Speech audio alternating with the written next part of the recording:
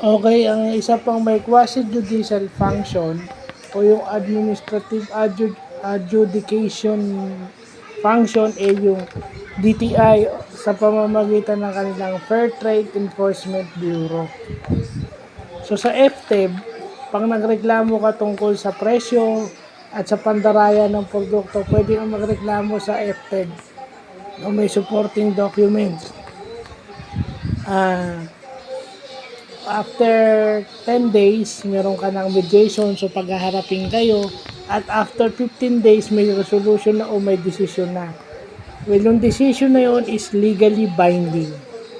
So kung sa labor, sa NLRC, sa trabaho, ito naman tungkol sa mga produkto at sa serbisyo. Kung nadaya kayo sa produkto, nadaya kayo sa presyo, or kung defective yung product na nabili nyo, yan, pwede nyo reklamo sa Fair Trade Enforcement Bureau yan. So, yan pa yung isa sa may quasi-judicial function o yung adjudication administrative function. Okay? Dito sa Pilipinas.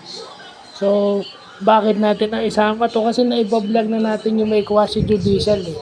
Idagdag pa natin tong FTEB kasi ito ang nag-i-enforce ng Price Act at Consumer Act. Kung sino man ang lumabag dito, sila ang magdidesisyon dyan.